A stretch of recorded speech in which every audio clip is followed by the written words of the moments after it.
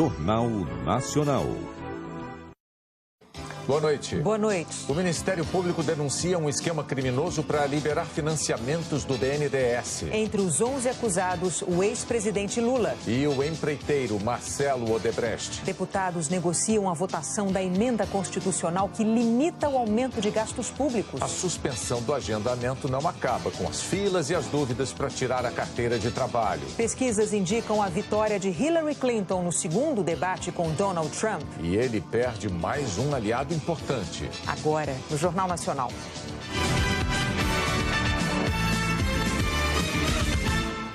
A necessidade de tirar carteira de trabalho se tornou um desafio no Brasil. Um labirinto de filas e muitas dúvidas. Era madrugada quando a fila começou a se formar neste posto de atendimento no centro do Rio. A maioria dessas pessoas estava ali pelo mesmo motivo: tirar a carteira de trabalho. O Ministério do Trabalho suspendeu o agendamento online por falhas no sistema. Agora, o trabalhador tem que ir direto a um posto. Tá difícil, eu preciso trabalhar. Eu falei, vamos ver, ele mandou aguardar na fila para ver se vai tirar mesmo ou não. O atendimento aqui nos postos é por ordem de chegada. A pessoa apresenta os documentos para dar entrada no pedido da nova carteira de trabalho. Mas ela não fica pronta na hora. O prazo é de até 15 dias úteis. Tempo para que o Ministério do Trabalho faça a impressão da carteira digital. Na hora, só em casos de urgência. Se ele tiver já com uma vaga de emprego garantida, ele levando uma declaração do empregador, o Ministério consegue viabilizar essa entrega no ato do atendimento, vai esperar alguns minutos apenas. E no modelo manual também a carteira é emitida no ato do atendimento. Quem achou que já ia sair com o documento na mão se decepcionou. Eu achei que hoje ia sair com a carteira, mas ele falou 10 dias, aí tem que esperar para ver. A Cléo acabou de fazer vários cursos na área de estética. Está há meses tentando a carteira para brigar por uma vaga no mercado de trabalho. Estou com 3 diplomas em casa e preciso exercer minha profissão, Muita gente não pôde nem dar entrada no pedido porque faltaram documentos. Para a emissão da primeira via da carteira, é preciso levar identidade, CPF, comprovante de residência, certidão de nascimento ou de casamento e uma foto 3x4. Vou embora e volto amanhã. Tem que trazer também o documento. Vanessa conseguiu o mais difícil, o emprego. Não imaginava que tirar a carteira seria tão complicado. Hoje ela finalmente deu entrada no documento. Está mais perto de virar uma trabalhadora registrada. É uma garantia para o meu futuro, Então, é necessário. O Ministério do Trabalho pretende retomar os agendamentos em novembro e forneceu o telefone 158 para tirar dúvidas. A região dos bairros de Copacabana e Ipanema teve tiroteio intenso hoje no Rio. Segundo a Polícia Militar, os confrontos no Morro do Pavãozinho começaram depois do ataque a bases da Unidade de Polícia Pacificadora. O comandante da UPP e 2 PMs se feriram sem gravidade. 3 suspeitos morreram e 2 ficaram feridos. A polícia prendeu 8 pessoas, entre elas um dos chefes do tráfico na área. A polícia e o Ministério Público de São Paulo investigam o assassinato de uma adolescente de 14 anos em Catanduva. Ana Clara Macena dos Santos foi encontrada morta com marcas de agressão e de estupro depois de uma festa da escola no sábado à noite. Entre os suspeitos do crime, o principal é um adolescente de 16 anos. O Exército está ajudando a retirar 60 toneladas de explosivos de um terreno na região metropolitana de Curitiba, onde um caminhão com 8 toneladas de dinamite explodiu anteontem. O acidente destruiu 24 casas e feriu sem gravidade 18 pessoas. O dono da empresa que guardava o material está preso. A seguir, a eleição presidencial americana. Pesquisas indicam vitória de Hillary Clinton no segundo debate com Donald Trump.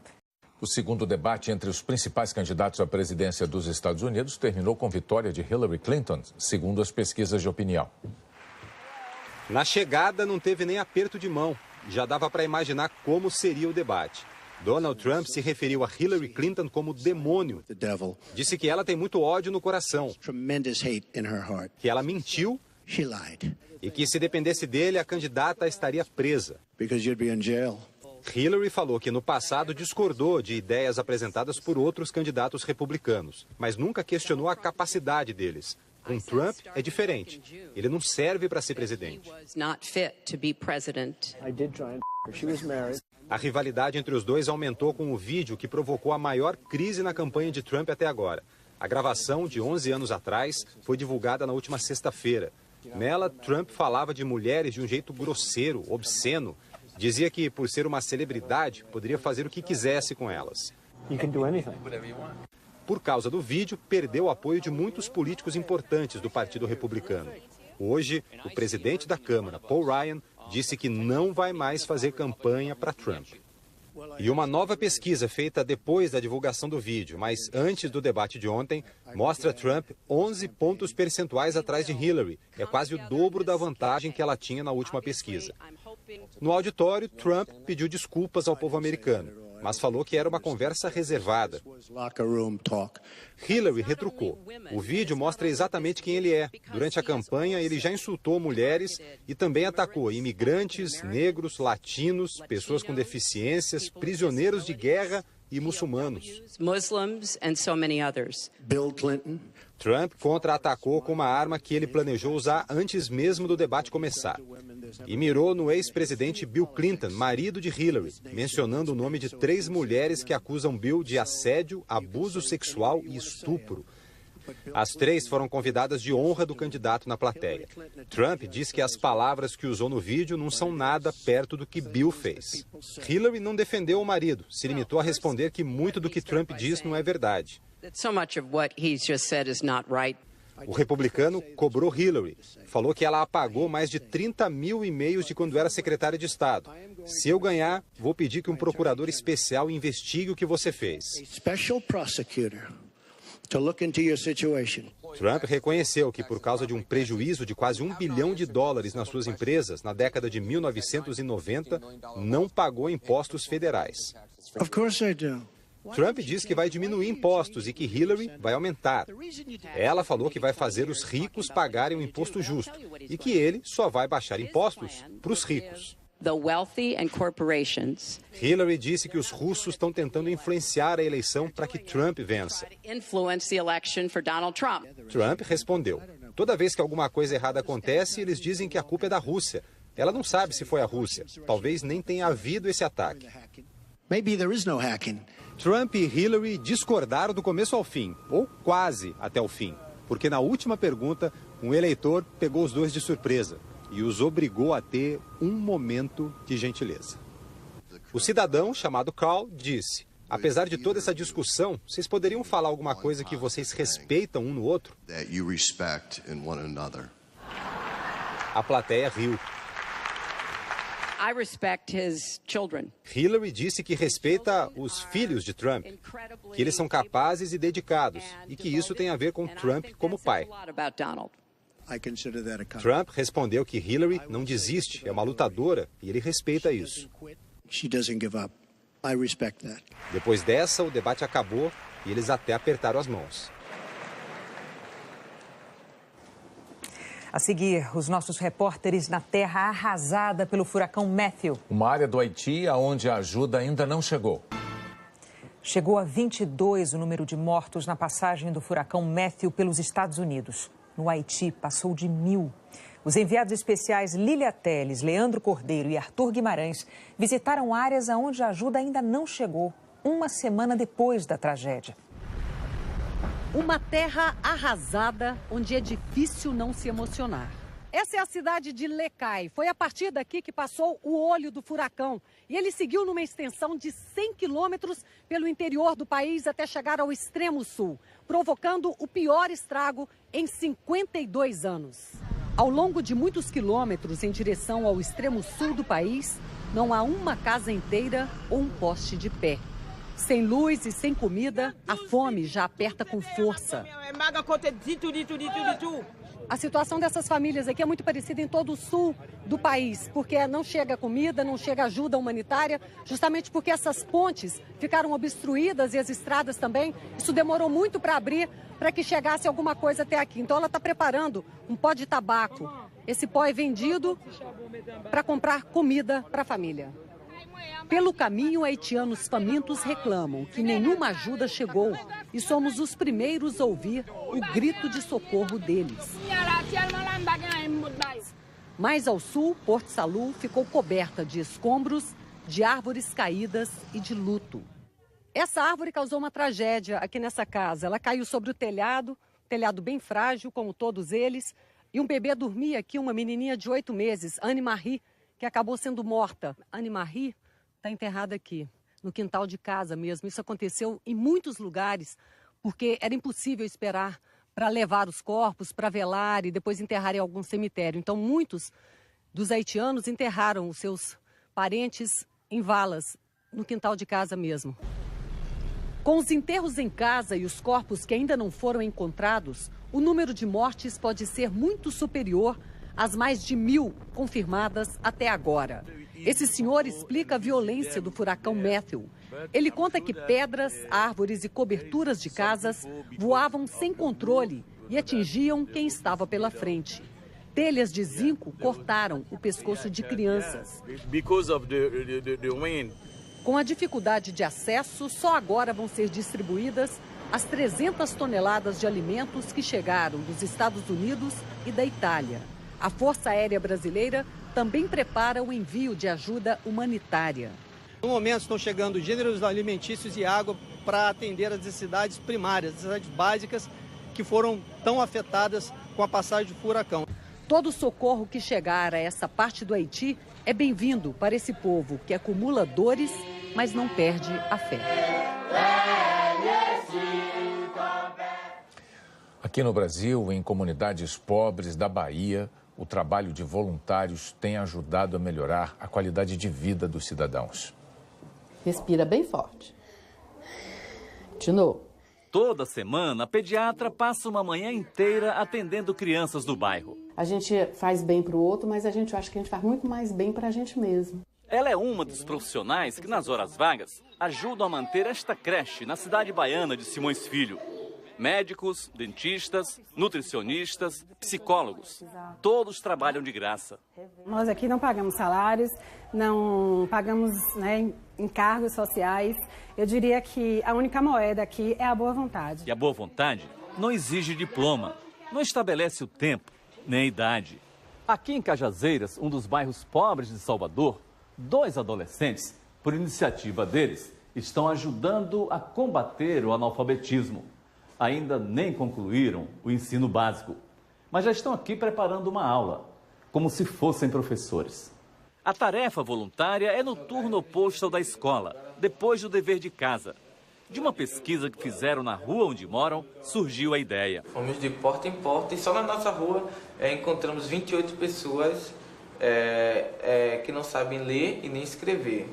Foram todos convidados a aprender. A sala de aula foi improvisada no centro comunitário. Que palavra é essa? Essa? Só estou dando a minha pequena contribuição. Não há palavras que eu possa expressar o sentimento e a alegria que eu sinto de estar podendo ajudá-los. Bom dia. E como ajuda? Dona Marília não pega mais o ônibus errado quando sai de casa. Eu me sentia cega, porque a pessoa que não sabe ler é a pessoa cega, né? E agora a senhora já está enxergando. Agora, graças a Deus. E Joanice? Era um sofrimento na hora de fazer compras no mercado. Não sabia ler os preços. Já viu aí o preço do feijão? R$ 9,99. Baixou um pouquinho, mas ainda continua muito caro. Miralva já sabe até escrever mensagens no celular. O que você sente quando escreve uma mensagem para o seu filho? Eu fico muito feliz. E quando ele responde? Eu já sei ler. E um dia ele me respondeu: minha mãe, você tá sabida, viu? Os brasileiros do Rio Grande do Norte estão passando por uma situação que retrata, ao mesmo tempo, a selva nacional de impostos e taxas e a injustiça em que ela floresce. Os consumidores pagam todo mês por uma energia que não chega à casa deles. Nesta padaria, o gasto com energia elétrica passa de R$ 28 mil por mês. Por isso, a ordem aqui é economizar ao máximo. Tem até hora para abrir a câmara fria. Ajustes que a Simone também está fazendo na casa dela. Micro-ondas eu não utilizo com tanta frequência como eu utilizava, é mais o fogão mesmo, que é a gás. Ferro elétrico, eu só passo roupas uma vez na semana, lavo roupa uma vez na semana. O problema é que enquanto os consumidores se esforçam para economizar, na outra ponta não existe o mesmo cuidado. 9 parques eólicos estão prontos no Nordeste, mas a Companhia Hidroelétrica do São Francisco, CHESF, não terminou as linhas de transmissão. Como o contrato do leilão prevê o pagamento pela energia independentemente do escoamento, entre os encargos da conta de luz está o custo de uma energia que não está sendo consumida. Para os 4 parques eólicos aqui do Rio Grande do Norte, que estão prontos há cerca de 1 ano e meio, já foram pagos mais de 70 milhões de reais. Em contrapartida, o valor necessário, segundo especialistas, para interligar os parques eólicos ao Sistema Nacional não chega a 10 milhões de reais. Na prática, falta concluir cerca de 1 quilômetro de linha de transmissão. Com os parques em funcionamento, 200 mil residências poderiam ser atendidas. Mas pelo último relatório da Agência Nacional de Energia Elétrica, a nova data de entrega da obra no Rio Grande do Norte passou de janeiro para 31 de julho de 2017. O prejuízo é de quase 4 milhões de reais a cada mês sem a ligação. A CHESF disse que enfrentou dificuldades econômicas, mas que vai concluir as obras até março do ano que vem. A presidente executiva da Associação Brasileira de Energia Eólica afirma que o modelo de leilão foi modificado para evitar que o problema se repita. Isso é resultado do modelo anterior. Num futuro muito próximo, nós não enfrentaremos mais gargalo de transmissão no Brasil para parques eólicos. Daqui a pouco a gente volta com um assunto considerado fundamental pela equipe econômica do governo, a votação da emenda constitucional que limita os aumentos de gastos públicos. E os ganhadores do Prêmio Nobel de Economia? O governo está se esforçando para aprovar ainda hoje, em primeiro turno, um projeto que é considerado fundamental pelos ministros da área econômica. A emenda constitucional que limita aumentos de gastos públicos. Foi o assunto político do dia no Congresso. Foi uma derrota da oposição. O ministro Luiz Roberto Barroso, do Supremo Tribunal Federal, negou um pedido do PT e do PCdoB para suspender a votação. Barroso disse que o judiciário não pode impedir discussões de interesse nacional. O presidente do Tribunal Superior Eleitoral, Gilmar Mendes, rebateu as críticas da Procuradoria-Geral da República, que considera a PEC do teto dos gastos inconstitucional, porque fere a autonomia entre os poderes. Nós, no eleitoral, estamos dando um parecer em sentido exatamente contrário, de que nós apoiamos, sim, e reconhecemos a necessidade da PEC. Portanto, nós estamos em rota de colisão de forma muito notória com o Ministério Público. Hoje, a Associação dos Magistrados Brasileiros divulgou uma nota criticando o projeto. Segundo a associação, o projeto pune a sociedade, impondo um regime fiscal severo para pagar uma conta resultado da corrupção. O ministro Henrique Meirelles tentou minimizar as críticas à proposta e repetiu que ela é fundamental para o equilíbrio das contas públicas. Se não aprovar o teto, aí sim terão que ser contempladas outras possibilidades, todas muito mais sérias e muito piores para o país do que o teto. O texto que foi aprovado pela comissão especial limita o aumento dos gastos públicos a partir do ano que vem, por até 20 anos. Despesas do Executivo, Legislativo e Judiciário serão corrigidas pela inflação do ano anterior. Despesas com saúde e educação só serão corrigidas pela inflação a partir de 2018. Se o teto não for cumprido, há sanções. O governo fica proibido de dar aumento para o funcionalismo. E também podem ficar sem aumento parlamentares, ministros, juízes e procuradores. Na Câmara, desde cedo, a oposição fez de tudo para atrasar a votação. A obstrução tem que ser cerrada, porque o que está em jogo não é governo A ou governo B, o que está em jogo é o país. Mas os deputados governistas conseguiram aprovar por 255 votos a 9 um requerimento que acelera a discussão e a votação. O presidente da Câmara, Rodrigo Maia, disse que a votação é prioritária. Nós vamos responder aos anseios da sociedade para que o Brasil saia definitivamente da crise que vive hoje. Para o governo não correr nenhum risco, 3 ministros de Minas e Energia, Cidades e Turismo, que são deputados, deixaram os ministérios temporariamente e reassumiram os mandatos para votar. O Júlio Mosquera está acompanhando a expectativa para a votação em Brasília. Boa noite, Júlio. Boa noite, Renata. Boa noite, Bonner. Boa noite a todos que nos assistem. A sessão já dura quase 9 horas e tem sido uma sessão tensa, com muito bate-boca e faixas estendidas pelos dois lados, contrários e favoráveis à proposta. Como se trata de uma proposta de emenda constitucional, são necessários os votos de pelo menos 308 deputados para aprová-la. O governo calcula que tenha pelo menos 350 votos. O presidente Michel Temer e ministros passaram o dia ligando para os deputados nesse trabalho final de convencimento. A votação do texto principal deve começar daqui a pouco e logo em seguida serão votados os destaques.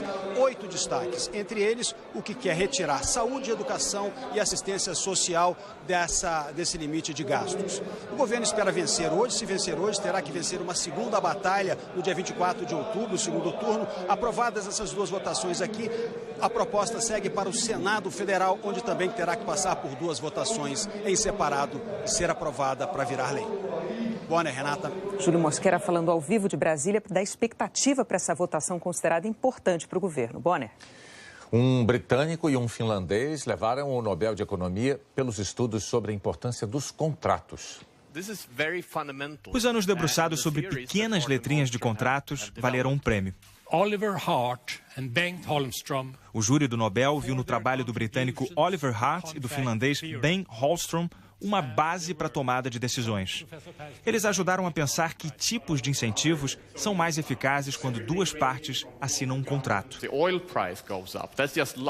Um diretor deve receber bônus de desempenho por um fator que não teve nada a ver com ele, como a alta do petróleo? Como recompensar professores ou profissionais de saúde? Com metas ou salário fixo? Uma prisão deve ser privatizada? A teoria dos contratos não está tão presente no noticiário como a discussão sobre crescimento e distribuição de renda. Só que trata de várias questões importantes, como falências e negociações trabalhistas. São temas que influenciam não só a economia, mas a criação de leis e a política. Hart acordou toda a família quando o telefone tocou de madrugada. Holmström disse que o prêmio não vai subir a cabeça. Os dois amigos ficaram felizes de rachar um Nobel, o equivalente a R$1,5 milhão para cada um. Uma decisão que agradou as duas partes, sem necessidade de contrato. A seguir, o Ministério Público apresenta à Justiça outra denúncia contra o ex-presidente Lula. O Ministério Público Federal em Brasília denunciou o ex-presidente Lula, o empresário Marcelo Odebrecht e mais 9 pessoas por um suposto esquema criminoso para a liberação de financiamentos do BNDES. O ex-presidente Lula foi denunciado por corrupção, lavagem de dinheiro, tráfico de influência e organização criminosa. De acordo com o Ministério Público Federal, Taiguara Rodrigues dos Santos, sobrinho da primeira esposa de Lula, o empresário Marcelo Odebrecht, o ex-presidente e outras 8 pessoas participaram do esquema. Segundo a denúncia, de 2008 a 2015, Lula atuou para liberar, junto ao BNDES, financiamento para obras da Odebrecht em Angola. Em troca, ainda segundo a denúncia, a construtora Odebrecht repassou propina aos acusados. De acordo com os procuradores, até o fim de 2010, Marcelo Odebrecht, Lula e Taiguara aliaram-se para praticar crimes de corrupção ativa e passiva. Depois que deixou a presidência, Lula teria feito tráfico de influência. Ao longo da denúncia, Lula é acusado de lavagem de dinheiro em 44 operações. Isso teria acontecido porque o ex-presidente, segundo os procuradores, atuou para que Odebrecht repassasse R$20 milhões para a Exergia Brasil, empresa de Taiguara. Outra parte das vantagens indevidas teria sido paga a Lula por meio de supostas palestras contratadas pela Odebrecht. Um pretexto, segundo o Ministério Público, para escamotear o mecanismo de compra e venda da influência do ex-presidente. O Ministério Público diz que há ainda indícios de pagamentos de despesas pessoais da família, como contas do irmão de Lula, Frei Chico. É a terceira denúncia contra o ex-presidente nas últimas semanas. Os procuradores vão continuar investigando as obras da Odebrecht em Angola e em outros países da África e da América Latina. E também obras feitas por empresas brasileiras que tiveram financiamento do BNDES. Ao todo, 5 investigações paralelas estão em andamento no Ministério Público Federal, aqui em Brasília. A defesa do ex-presidente Lula declarou que ainda não tem conhecimento dos termos da denúncia, que o presidente da República não participa das decisões do BNDES, que são colegiadas, que Lula assinou contrato por todas as palestras que realizou, que não há como vincular as palestras a empréstimos do BNDES e que o ex-presidente não teve interferência nem conhecimento das atividades de Taiguara dos Santos. O BNDES declarou que colabora com as autoridades e que vai divulgar nesta semana novos critérios para financiamentos no exterior. O advogado de Taiguara dos Santos informou que está estudando a denúncia e que vai se manifestar nos autos. Nós não conseguimos contato com o José Ferreira, o Frei Chico. A Odebrecht não quis comentar. Antes mesmo da notícia dessa nova denúncia, os advogados do ex-presidente Lula tinham convocado a imprensa para falar do caso do triplex em Guarujá. Lula é réu por corrupção passiva e lavagem de dinheiro. A mulher dele, dona Marisa Letícia, também é ré. A Lava Jato acusa Lula de ter sido favorecido no esquema de corrupção da Petrobras. A OAS teria pagado a aquisição e a reforma do triplex e custeado a armazenagem do acervo do ex-presidente. A denúncia foi aceita pelo juiz Sérgio Moro há 20 dias.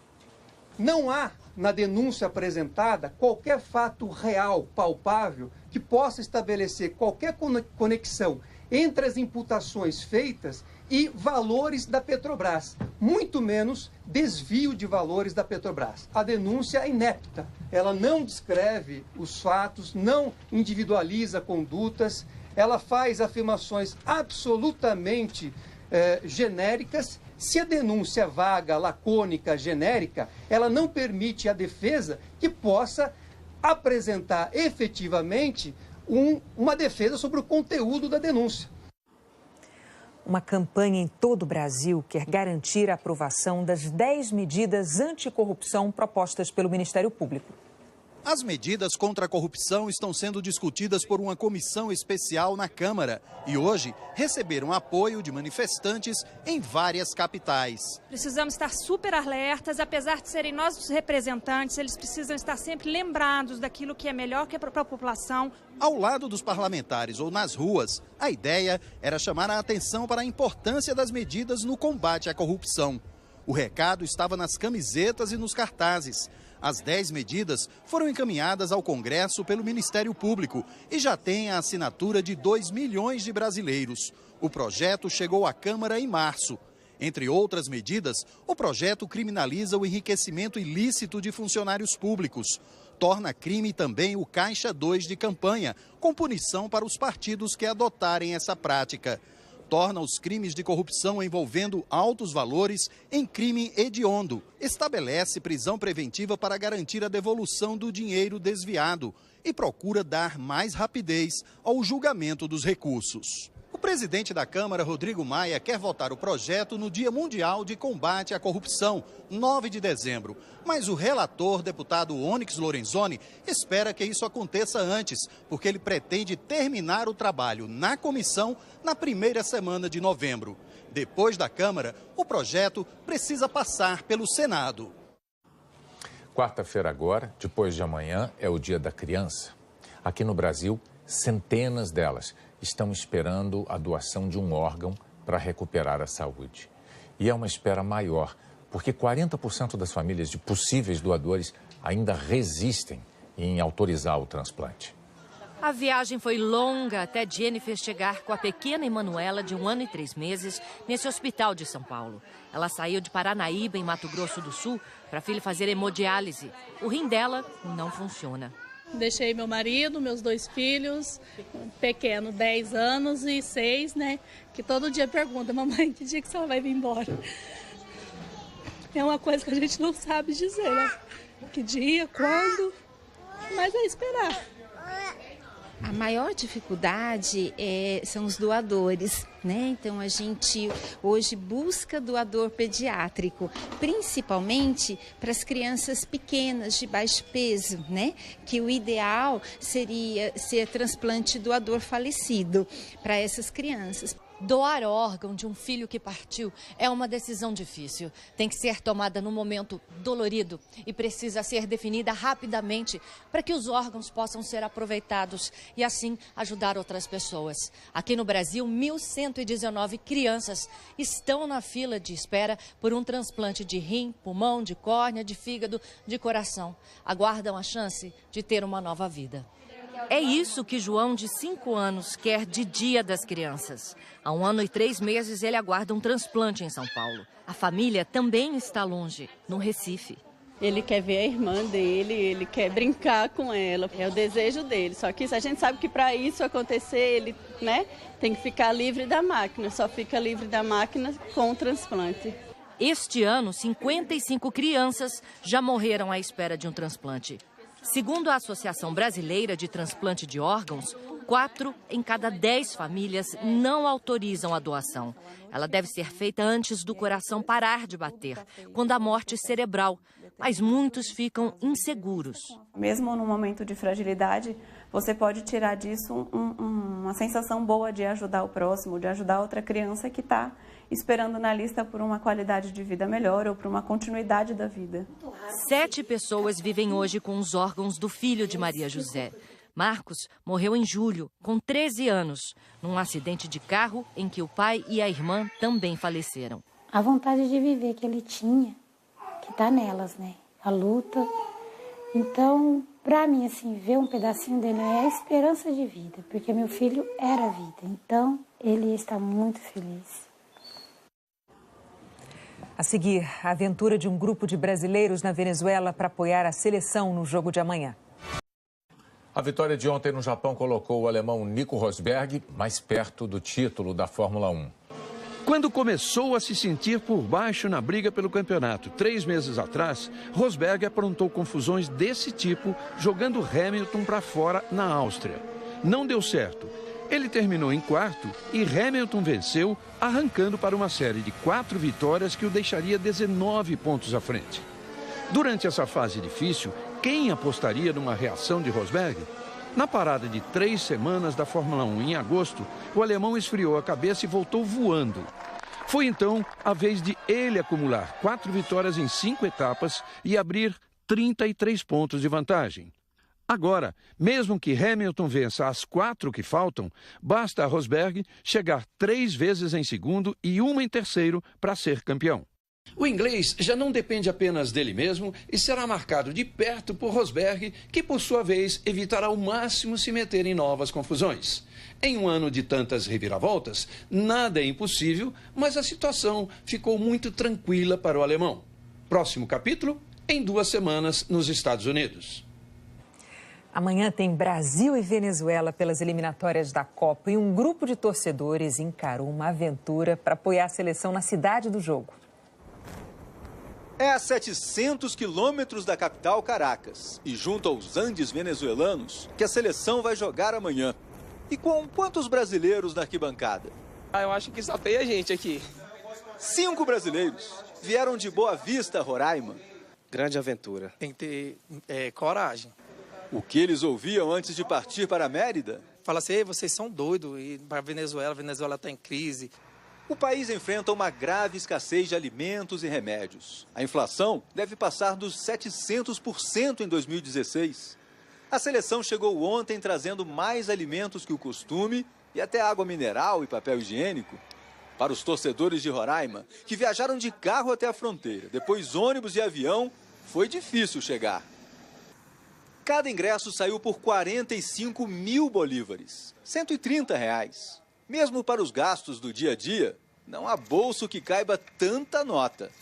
No futebol, a Venezuela é a lanterna das eliminatórias. Agora há pouco a seleção brasileira treinou no local do jogo, o estádio Metropolitano.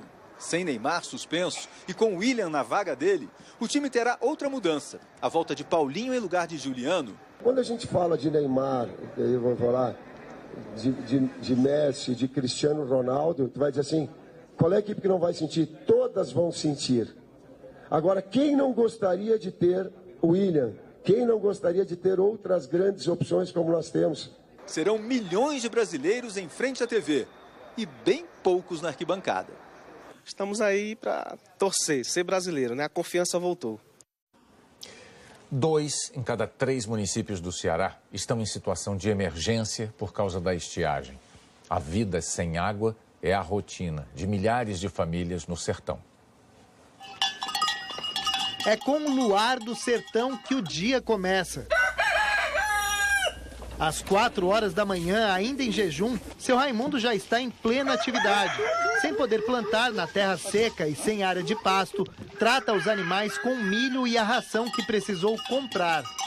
O que impressiona a gente é que são 5h20, o sol ainda nem nasceu e o seu Raimundo já fez tanta coisa. Mas como ele mesmo diz, tem que aproveitar o máximo possível enquanto a terra está fria, porque daqui a pouco esse cenário vai mudar e tudo que ele fizer vai ser embaixo de muito calor. As primeiras luzes do dia revelam a devastação da paisagem. Isso aí tudo era roçado, sabe? Tá hoje tudo seco aí. Seu Raimundo toca o gado por 2 quilômetros até o açude mais próximo. Um retrato de um estado onde os reservatórios estão com menos de 10% da capacidade. Essa água não está muito barrenta pro gado, não? Tá, mas o gado com sede bebe tudo. Há 2 meses, o carro-pipa não abastece a cisterna do seu Raimundo, que mora na zona rural de Caridade, um dos municípios em situação de emergência no Ceará. A mulher, Dona Maria, tem que fazer todas as atividades de casa com uns poucos litros de água. O que foi usado numa lavagem de louça, por exemplo, tem que ser reaproveitado. Essa mesma água já serve para lavar outras, né? Aí depois eu enxagou. A maior parte da renda da família, seu Raimundo gasta para comprar a água. Se tivesse inverno, tivesse açude cheio, tinha aqui perto de casa, eu tinha cisterna cheia, eu não estava comprando água para beber. É o que ainda faz a vida resistir à estiagem que já dura 5 anos seguidos. Nunca tinha visto ser prolongada que nem essa, não.